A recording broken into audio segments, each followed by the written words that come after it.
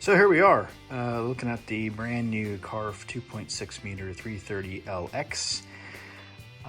It's kind of an unboxing review, kind of, sort of. I've already went through and took it out of the box and just wanted to walk through how impressed I am with this thing. So this is the red scheme. What's hard to see sometimes is there's actually two different shades of red. Just right off the bat, you can kind of see it pretty good here. So even all the way through here like these, sometimes it doesn't look so easy in the pictures. You can't tell so much, but there's different reds throughout this, which is pretty darn cool. But this fuselage is really, really thick for a 35% airplane. So a fat fuse, thin wings, that's kind of how the layout of this thing looks like to me, which is why I was pretty interested in it. So literally all I've done is taken this thing out of the box. So we're gonna walk through a little bit of what you would see. So here we go. Here's the front of it. Motor box and motor dome is kind of all integrated. You can see the angles in there already. This is lots of carbon through here. A full can tunnel, which I'll go through later on what I'm gonna do to set this up. There you go. You can see Ray's Diablo in the background, getting ready to be put together as well. Full canopy. This side of this, really pretty. And that's blue. So sometimes in the pictures this looks black, but it is actually a dark blue color scheme. It's pretty slick. Pretty cool. Tail post, and you'll notice this big slot here. Like, what in the world is this? Well, this actually has all the servos in the front. So when you look inside here, here is what you'll see. So the rudder servo is going to sit down here on pole. And right next to it is a tray that goes here that will bolt in. We'll show as I build this later on, kind of how this works. And you see this big carbon push rod, which is connected all the way down there with that mechanism, which keeps the tail weight down and the weight of the equipment in the middle of the fuse here. Here's a tray for fuel tank. You can see up front is a spot for the throttle servo. Pretty slick. One bolt to hold the canopy on. Right here, real slick. Super nice and clean. Now let's take a look at some of the other stuff here. So with CARF airplanes, they do come complete with all the hardware. So there is it's pretty standard. You can see this big pack of stuff, and you can see every one of these bags is labeled inside of it. It tells you for each part of the airplane what the hardware is for. As I build, you'll see how that goes together. Here's the cowl. Nice. It looks so clean with this. Nice lightweight setup, simple. So what's neat about this is you can go ahead and bolt this to the fuselage and take the top off to get to anything if you want to. Really simple. Or the bottom. Sorry, the top and bottom, either way. Here's the top of the cowl. And there's more of that red. You can kind of see it good here in these colors. I'm hoping outside it looks like it pops. You can see the different color reds here. Looks really good. There we go. Here is this is the left side of the horizontal stabilizer. And so again, you see the reds, the two different reds in here. Looks really cool. Nice scheme. This would do well with a color swap if you guys are interested in something like that. Personally, I'd probably run the darker color, maybe with silver. I think that'd be slick. It's the top. Here's the bottom. Yeah, and what you'll notice with this is that there's no servos like on this. Remember I told you about the push rod. So you see this big pin here, or this rod from carbon fiber rod. That's actually what goes in the slot. So normal setup, in a rotation pin. This is the tube for the stab.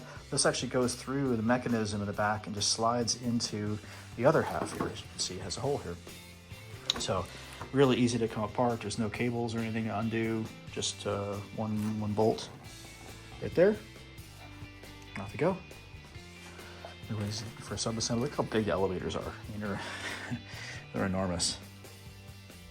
Really nice. Stuff's beautiful work. All composite, like always. This one actually has the newer updated hinges in it, so these do glue in, so the rudder is not going to be removable on this one. but you also don't have the vibration problems. Again, 2 different color reds. You can kind of see it in the color and in the light there at the bottom here. Really nice. Let me pull the cover off here. Like I said, I just pulled this out of the box, so hang on 1 second. Kind of see the carbon fiber arms here. Really nice. Slick.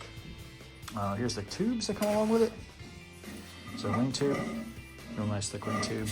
And as I mentioned before, there's actually right and left here. It says R, it says L, and it has a T-nut already inside of it here, so that you won't just be going into carbon. So you're screwing, unscrewing, it'll last. Here's the wing, same scheme as the stabilizers. So you got the blue and then the different color reds throughout. Really pretty scheme. The more I look at it, the more I like it. Really pretty. Roll this over this way. So very easy to see top and bottom. And more nice big carbon fiber piece here. And you'll see this little slot. So this will get opened up a little bit. And you notice there's 1 arm here. So where does the 2 servos go? Well, they actually get ganged together and go in a tray and then slide inside the fuselage there. So 1 arm will stick out, the 2 servos are ganged together inside, and this is, you know, being composite, it's super rigid, so it will, ailerons will not flex, so it keeps, you know, all the weight inboard towards the fuselage for keeping the rotational mass down when you're rolling this thing. So massive ailerons as well, very modern, you know, 3D freestyle type airplane, very slick. And rotation pins, pretty standard stuff for CARF. They've been around a long time. Getting into wheel pants. There you go. These actually look a lot nicer in person than I did in the picture here, but pretty slick. Where they go together. Indented for the carbon gear. There is the gear. Kind of see it's all shaped here. Really neat, really nice job, as expected. Here's the gear cuffs. These go on a little different.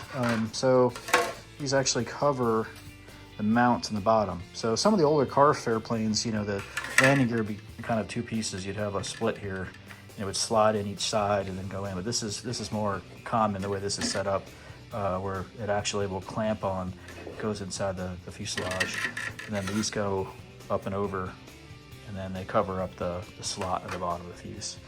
I mentioned the can tunnel, so I will be running cans in mine.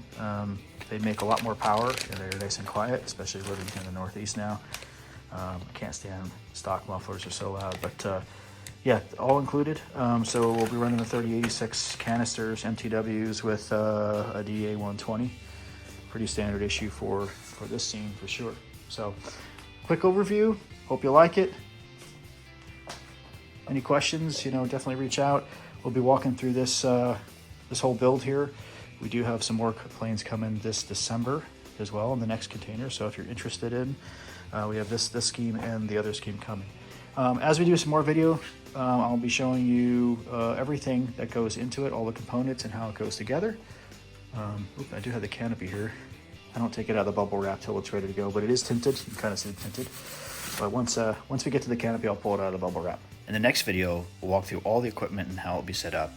Please reach out to CARF-Models.com for more information.